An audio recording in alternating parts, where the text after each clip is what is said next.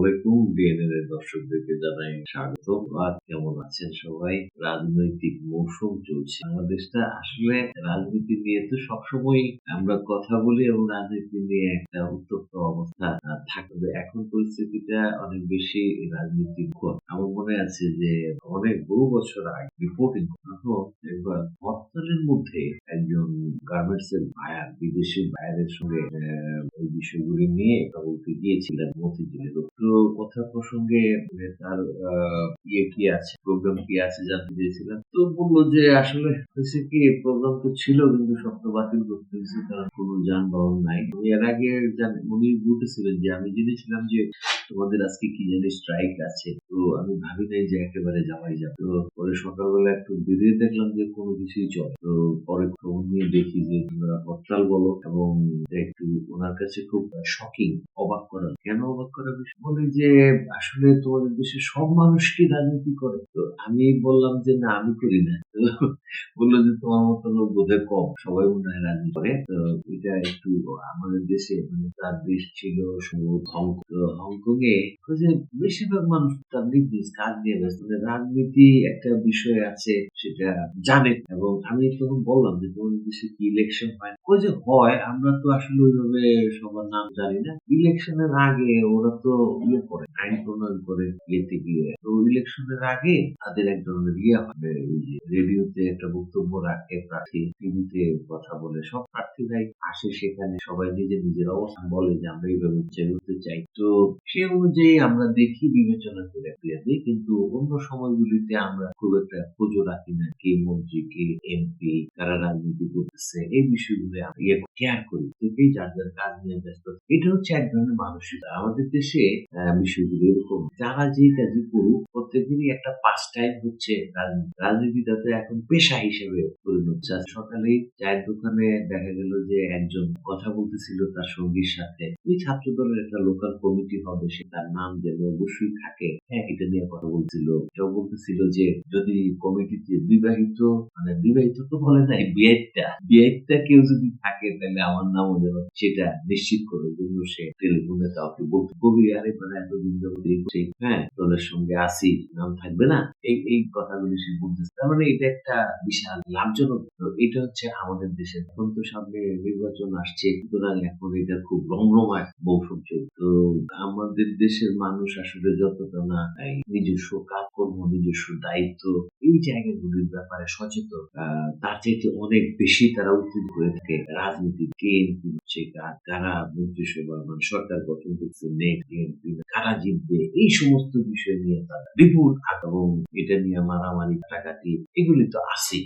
রাজনৈতিক মানে নিজস্ব জায়গা দখল, কমিটিতে জায়গা নেওয়া, কমিটি গঠন করা, কমিটি বাতিল করে দেওয়া, এই সমস্ত বিষয়ে খুব সরগরম একটা অবস্থা। সামনে ইলেকশনটা আসতেছে, নির্বাচনী প্রচার অভিযান কালকে থেকে শুরু হয়ে যাবে, 22 তারিখ থেকে শুরু হয়ে যাবে। অলরেডি বিএনপি তারেক রহমান যদি ওনার ঘোষণা আসছে যে সিলেটে শাহজালালের মাজার জিয়ারত দিয়ে এই নির্বাচনী প্রচার অভিযান শুরু হবে। জামাত তো আগে থেকেই মাঠে অ্যাক্টিভ। সুতরাং একটা জামাতের একটা জোট আছে, বিএনপির একটা জোট আছে। জামাতের জোটের থেকে আবার ইসলামী আন্দোলন সরে গেছে। ইসলামী আন্দোলন ভোটের রাজনীতিতে কতটা প্রভাব বিস্তার করবে সেটা এখনই গেস করা না গেলেও তারা একটু দীর্ঘদিন যাবৎ হাত পাখা নিয়ে আছে রাজনীতির ময়দানে। সুতরাং তারাও একটা গুরুত্বপূর্ণ পার্ট, হিসাব করলে 3 নম্বরে। তো এই যে পরিস্থিতি, এই পরিস্থিতিতে আসলে যে জিনিসটা আমি বলতে হলো যে আমাদের বাংলাদেশে এই সমস্ত কথাবার্তা, এগুলির আসলে কোনো মূল্য নাই। কেন বলতেছি? কারণ হচ্ছে কি যে এই দেশের মানুষ, এরা মনে করেন যে নিজস্ব একটা চিন্তা চেতনা দ্বারা পরিচালিত, এবং তারা মানে যে কোনো বিষয় নিয়ে মেতে ওঠা, এটাতে তারা খুব পারদর্শী। তাদের একটা মানসিক জায়গা, আনন্দ, উল্লাস, এই বিষয়গুলি মানে তারা খুবই আকর্ষণ অনুভব করে। তো বিশ্বের অন্যান্য দেশের সঙ্গে এই জায়গাটাতে আমাদের অনেক পার্থক্য আছে। কালচারের মধ্যে যে কাজ করা, নিজের দায়িত্ব পালন করা, নিজের কাজটা সিরিয়াসলি করা এবং সেটা নিয়ে ব্যস্ত থাকা, এই বিষয়গুলি খুবই কম, খুব একটা নাই। আমরা এই বিষয়গুলি দেখতে পাই যখন ছুটির সময় আসে। ছুটির সময় পাইতে চাই। ঈদের ছুটি তো বাড়তে, বাড়তে ৯ দিন ১০ দিন এরকম পর্যায়ে গিয়ে গেছে। তো এখন এই যে ইলেকশনটা আসতেছে, ইলেকশনটা হবে কিনা এটা এখনো বোঝা যায়। তবে এটা নিয়ে আসলে আলোচনা করার কিছু নাই। যেকোনো বিষয় অনিশ্চয়তা তো থাকে। বিজ্ঞানেরই একটা সূত্র। যতক্ষণ পর্যন্ত না হচ্ছে ততক্ষণ পর্যন্ত বলা যাবে না যে এটা হবেই। নির্বাচন নিয়ে নানা রকম অনিশ্চয়তা দেখা দিয়েছে এবং এটার অন্যতম একটা কারণও, কারণটা কি সেটা নিয়ে কথা বলতে চাইছিলাম, সেটা তো চলে আসে। কারণটা হচ্ছে কি, যেই সরকার, পূর্ববর্তী সরকার ইলেকশনটা মানে অনুষ্ঠিত করার ব্যাপারে সবচেয়ে বড় এবং দৃঢ় ভূমিকা রাখবে, মানে রাখা উচিত তাদের এটা কাজ, তাদের মধ্যে ইলেকশন নিয়ে আসলে তাদের একটা অংশ খুব বেশি আগ্রহী না। মানে এটাকে কিভাবে বলা যায় যে সরকারের